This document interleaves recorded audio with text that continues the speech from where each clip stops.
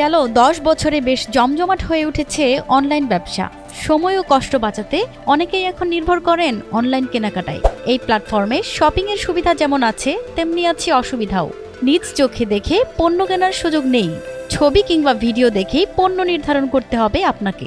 এরপর রয়েছে সঠিক পণ্য হাতে না পাওয়ার আশঙ্কা, দামে ও মানে ঠকে যাওয়ার আশঙ্কাও রয়েছে।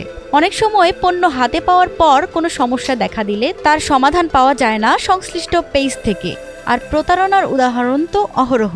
অগ্রিম টাকা দিয়ে পণ্য পাননি এমন অভিযোগ প্রায়ই চোখে পড়ে।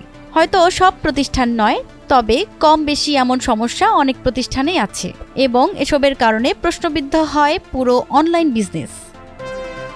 এমন পরিস্থিতিতে ১০ মার্চ সোমবার হাইকোর্টের নির্দেশনা আসে, অনলাইন ব্যবসা করতে হলে মানতে হবে ৯ নির্দেশনা। জানা গেছে, জনপ্রিয় অনলাইন ব্যবসায়ী সানভিজ বাই তনের গুলশান শাখা বন্ধ করা কেন অবৈধ হবে না, এ নিয়ে এক রুলের প্রেক্ষিতে এ নির্দেশনা দেওয়া হয়। হাইকোর্টের রায়ে দেওয়া ৯ নির্দেশনা হলো: ১. সবাইকে বাংলাদেশের প্রচলিত আইন মেনে চলতে হবে। অনলাইন মালিক এবং ভোক্তাদের মধ্যে সম্পর্ক বজায় রাখতে হবে। এই ঈদে জামা জুতো অ্যাক্সেসরিজের ডিসকাউন্ট। ২. অনলাইন ব্যবসা পরিচালনায় আইন লঙ্ঘনের ক্ষেত্রে ক্ষতিগ্রস্ত পক্ষ আইনের সমান সুরক্ষা লাভের অধিকারী হবে। ৩. প্রতিটি নাগরিকের যে কোনো বৈধ ব্যবসা পরিচালনার অধিকার থাকবে এবং আইনের যথাযথ প্রক্রিয়া ছাড়া তার ব্যবসা বন্ধ করা যাবে না। ৪. ভোক্তা অধিকার সংরক্ষণ বিভাগের উচিত সব অনলাইন ব্যবসায়ী বা মালিক অথবা সদস্যের নিবন্ধনের আওতায় আনার জন্য প্রয়োজনীয় ব্যবস্থা গ্রহণ করা এবং তাদের অনলাইন ব্যবসা পরিচালনার জন্য অনুমোদন দেওয়া। ৫. এটি নিশ্চিত করতে হবে যে কেউ কোনো অনলাইন প্ল্যাটফর্মে তাদের অননুমোদিত অনলাইন ব্যবসা চালাতে এমনকি শুরু করতে পারবে না। যে কোনো পোশাক খুচরা বিক্রেতা বিদেশি আসল পণ্য যেন হুবহু তৈরি করতে না পারে এবং নকল পণ্যটি আসল বলে বিক্রি করতে অনলাইন প্ল্যাটফর্ম ব্যবহার না করে। ৬.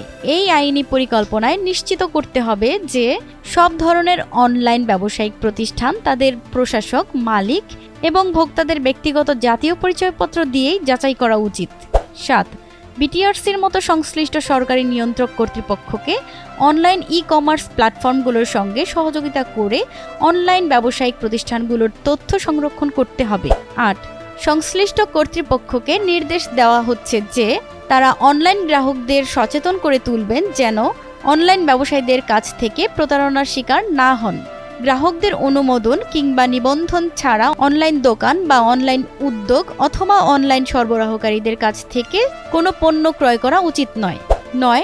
ভোক্তা অধিকার সংরক্ষণ বিভাগের উচিত প্রতারণা করা অনলাইন ব্যবসায়ীদের অপরাধের বিচারে ভোক্তা অধিকার সুরক্ষা আইন ২০০৯-এ প্রয়োজনীয় আইনের বিধান সন্নিবেশ করানো। প্রতিমা সরকার, এনটিভি অনলাইন। এই ঈদে জামা জুতো অ্যাক্সেসরিজের ডিসকাউন্ট।